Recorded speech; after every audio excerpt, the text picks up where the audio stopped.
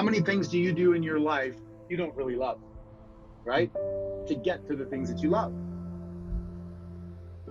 The way that crosses, that chasm is your vision, the reasons you're going to do it.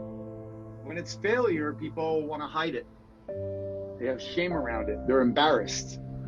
When it's temporary defeat, it suggests that there's a better way. You just need to get more skilled or to have a different environment.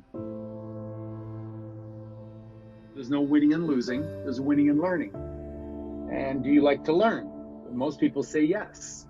And so you either get the result that you want by getting a great return on your investment or getting the promotion or the job or the girl or whatever it is, the car, or you learn that it was an ineffective pattern and you need to get some training, some mentorship, try it a different way.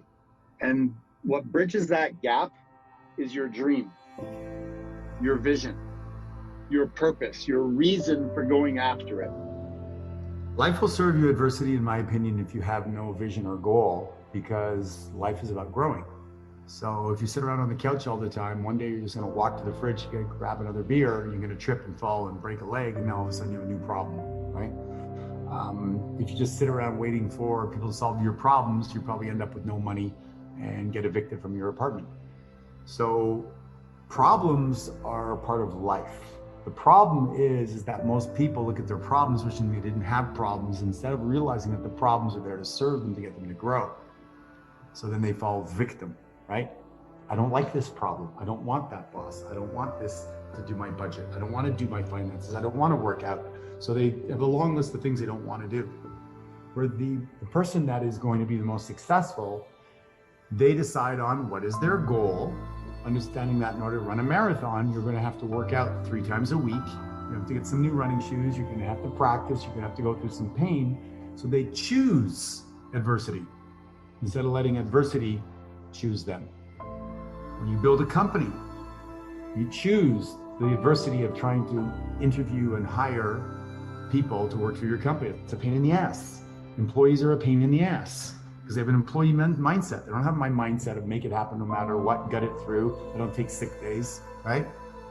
They have the mindset of an employee. So you have to find the best employees, not the super really great ones, because they're going to open up their own business. But you've decided that you're going to have to master the game of hiring and training people and managing them and keeping them happy. So adversity is a part of life, either by choice or by default.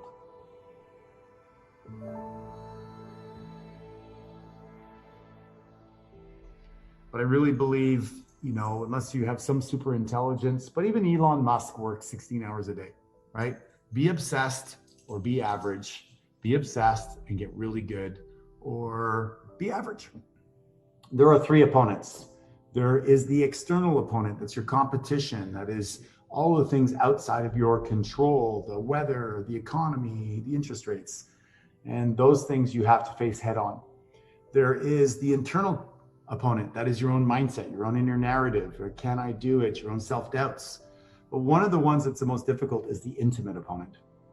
And that's your family and friends that are like, your parents, like, oh, be careful, you might go bankrupt, or are you sure you want to do that? Or you're spending too much time at the office, or you spend more time with the kids. And so you have to learn how to manage all 3 of those opponents and to delineate the 3 different enemies that are out there. They're starkly different, and they require a different skill set to work through, right? You can go head to head with your opponent and be really tough. Do that with your 7-year-old daughter, it doesn't go over so well, So you have to be able to shift gears, and you have to be able to roll with the punches. But at the end of the day, your mindset and your toolbox that you develop through personal development will help you do that more gracefully. So if you want to change the outside results in your life, to be a millionaire, or you want to be fit, or you want to be healthy, or you want to laugh more, or you want to have more energy, you got to first change how you see yourself. This is step number 1. Be the guy who manages money well. Be the type of person that exercises first thing in the morning if you want to have better health. Be the type of person that studies nutrition. If you want a great life, like if you want to be really, really wealthy, You want to be really, really healthy. The people that are in your life currently that don't share those same goals are going to have to be left behind. It's just a matter of fact. You don't run a marathon in 2.5 hours by running with the people that run it in 5.5 hours.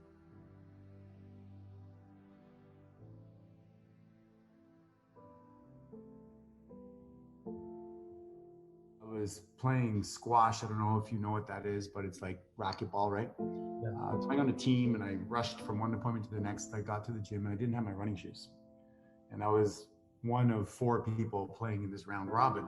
And I'm like, okay, I have to play this game. It's not like I don't have running shoes. So my brain went to solution, and I ran around the gym asking people if I could borrow their shoes. Nobody was willing to have the right size, what have you. So I went to Lost and Found. They had one pink shoe, a woman's shoe. And so I took my sock off, jammed my foot in, took the sole out, somehow jammed it in, and showed up with a bare foot and one pink shoe against my opponent. And the opponent was like, "What are you doing?"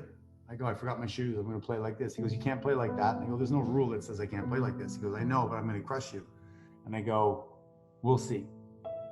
And so just with that mindset, right, of make it happen no matter what, I had an edge on him, because he had a limiting belief, you can't play squash with one shoe. I don't have that. I don't entertain that. I have the belief of, I'll play barefoot. I'll play with my left hand.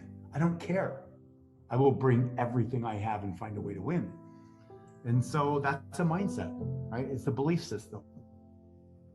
I grew up on a farm, and I got to sweep the barn every day at the end of feeding the horses. And I thought it was the stupidest thing.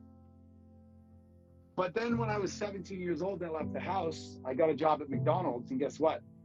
I worked at the McDonald's with the largest lobby, the largest eating area. And what did you have to do? You had to sweep. Well, I didn't know, but I had 10,000 hours of sweeping. I swept that place better than anybody in the history of McDonald's ever did. And I was able to do the job of 2 people. I got a promotion. I got a job in the kitchen, all because I had a skill set that allowed me to do something better.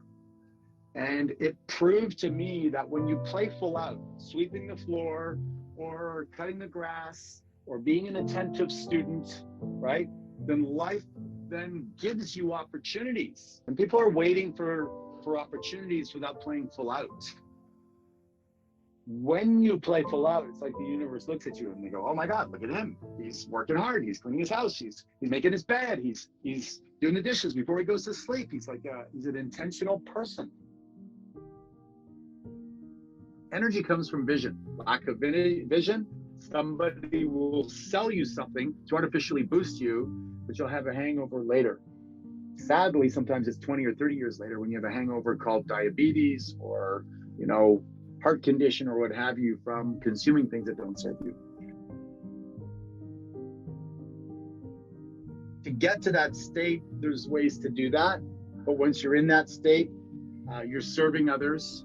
You're in your genius zone. You're not in resistance. That's why we call it a flow state. And the way you get there is through things like meditation, visualization, slowing down, asking the right questions to direct your mind or quiet your mind so you can tap into your higher purpose for being there. And I think that each individual has a different amount of time that they're in those places. I'd like to say, I'm in flow state all the time, but I'm not. I used to be maybe 80% of the time in victim and pissed off and cranky and upset. Now I might be 10 or 20% victim.